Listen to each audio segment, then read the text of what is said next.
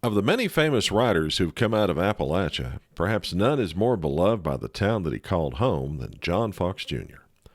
Hello, folks. I'm Steve Gilley, and this is Stories, A History of Appalachia. John William Fox Jr. was born in the bluegrass country of Kentucky at Stony Point in Bourbon County, about 7 miles from Paris. Fox was born into an educated family, with the senior Fox being headmaster at the Stony Point Academy, a private school which the younger John Fox attended. And it did him well, because he graduated and entered Transylvania College at the age of 15, transferring to Harvard 2 years later. Fox graduated cum laude from Harvard in 1883 at the age of 20, the youngest member of his graduating class.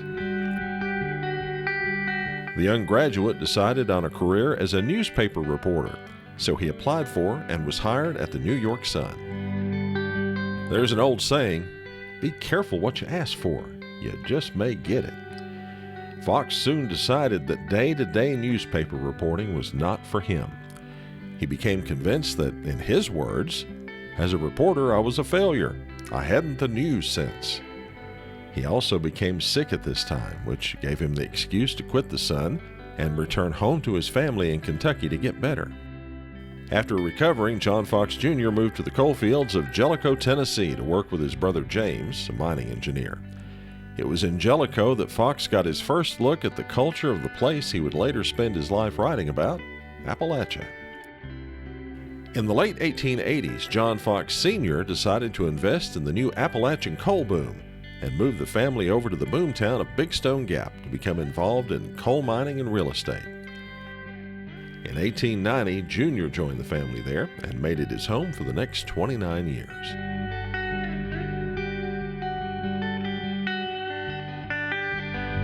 He worked in the family businesses, but kept a notebook in which he would jot down the various regional words and phrases he picked up from the local folk. As Fox later wrote to a friend back in Louisville, I was drinking like a sponge the peculiar life, the peculiar ideas of this peculiar mountain race and beautiful mountain environment. All was well in the world for the Fox family until 1893.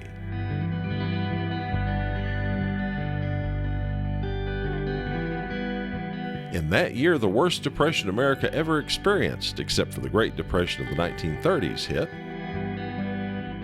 People all over the country lost everything and were put out on the streets. The Fox family was no exception. They lost their fortune in the collapse, and young John Fox Jr. was forced to make a change in his life. He had loved writing, which is why he originally sought a job in the newspaper business. He decided that in order to make a living, he was going to have to get back to what he loved and hope for the best. And that's what he did. Using those notes he made over the years working for his father, he set about building a career as a writer who built the original Appalachian genre. In 1893, Century Magazine published his first work, A Mountain Europa, for which he was paid $262. He was so proud of that sale that he had the check photographed, framed, and mounted on his wall. Then in 1895, he wrote a short story, A Cumberland Vendetta, followed in 1897 by Hell for Sartin. These stories were published and were quite popular. He was getting noticed. Then world events intervened. In 1898, the U.S. went to war with Spain and the Philippines and Cuba, and John Fox Jr. wanted in on the action. He secured a job as a reporter for Harper's Magazine and proceeded to Cuba to cover the war.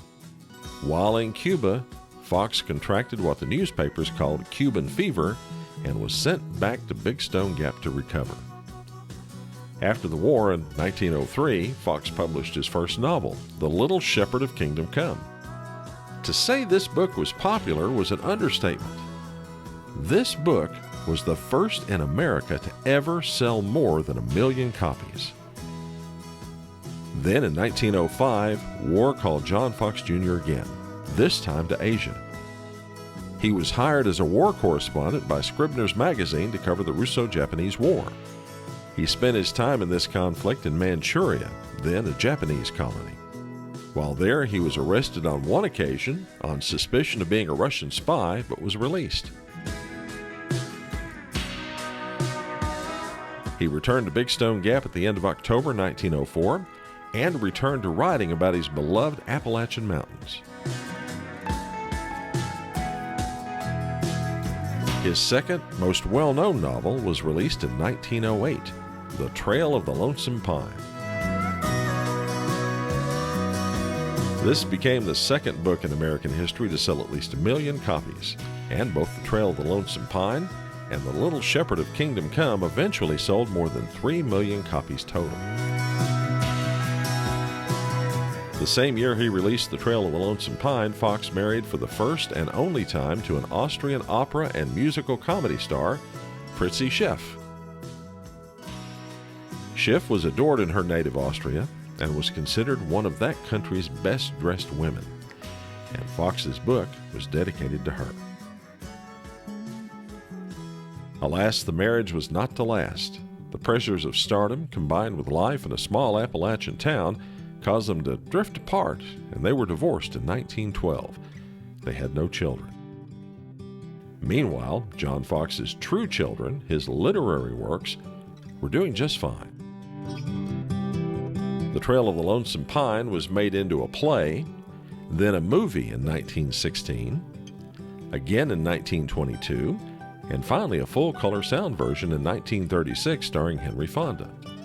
This, by the way, was the first movie shot entirely outdoors in 3-color Technicolor.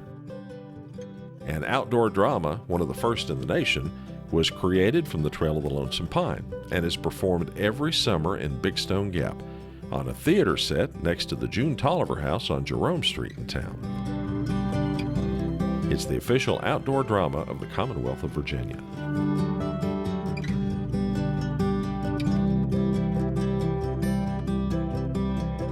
In 1919, Fox contracted the flu but recovered.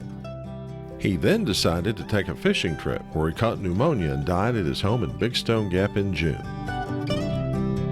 He was buried beneath a lone pine tree at the Fox family plot in Paris, Kentucky. His novels live on as an early, honest portrayal of the folks who live in Appalachia. And he even took historical figures and placed them in his stories, such as Devil John Wright, who became the character of Devil Judd Tolliver in The Trail of the Lonesome Pine. And folks, that's the story of the original Appalachian author, John Fox Jr., part of the history of this place we call home, Appalachia. Thanks for watching. If you like our stories, go on down below, click that subscribe button, and ding the bell next to it. That way you'll be notified whenever we have a new story out.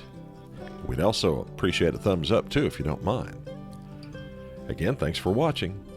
Till next we meet, y'all take care. So long, everybody.